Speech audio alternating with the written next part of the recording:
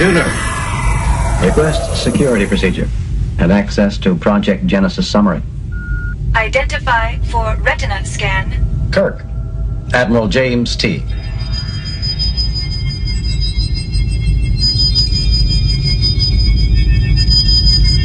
Security scan approved.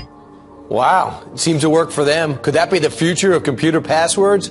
Maybe. Earlier this month, Russian hackers stole private information from 1 billion people on the internet. Americans. Now experts are looking for new ways to secure your information, including biometrics. Here to explain, cybersecurity expert Mark Rash. Mark, first off, how outdated is the password system? Well, we've been using passwords to identify people for 50 years, and so it's really not a very good system because people have to remember so many passwords, and they're so susceptible to being stolen.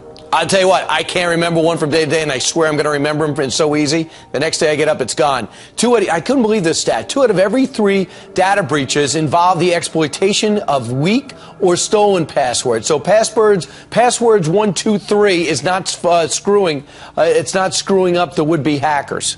Well, what the hackers do is they'll steal a database of encrypted passwords, so you can't read it. And then they'll run what's called a dictionary attack. They'll take every word in the dictionary, run it against the encrypted passwords, and figure out which ones are actual real words that are easy to guess. Now, what about the White House's solution to possibly use your driver's license?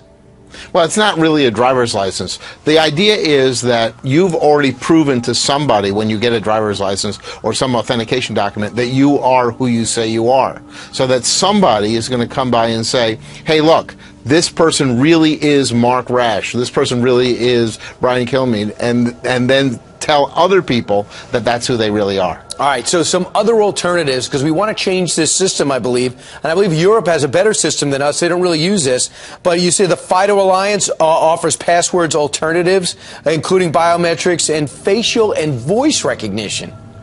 There are lots of ways to prove that you are you, and typically we talk about what they call two-factor or multi-factor authentication. In that Star Trek clip, you saw the computer ask the person, who are you? He says, Kirk, and then it looks at his retina to validate that he's really him. That's 2 different things. So that's multi-factor authentication. There are all kinds of biometrics down for gait analysis, how you walk, how you talk, eye retina scanning, fingerprints. All right, but the White House system of centralizing all the usernames and passwords, that doesn't excite you, right? No, not at all. I mean, what you don't want to have happen is you don't want a centralized database of these biometrics. First of all, if it's compromised, it's really hard to get a new finger or a new eyeball.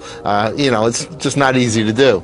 But the second thing is, if you have strong identity management, people know everything that you do online. And think about repressive governments or even repressive companies using that data to track everything you're doing. And you just love the federated ID system, correct? Right. Well, federated ID management is sort of like this. It's a wallet.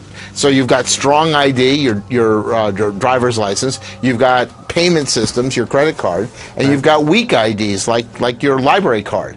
And they all rely on each other. If you hack me, you're going to be very disappointed. I have no secrets.